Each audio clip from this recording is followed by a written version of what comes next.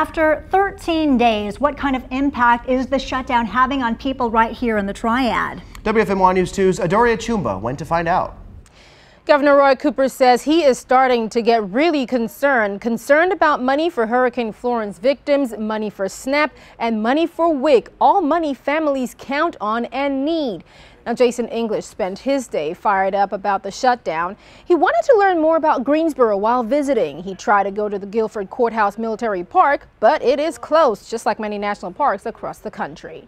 The rangers and stuff can tell you the things that aren't on the plaques. The plaque can only hold so much information.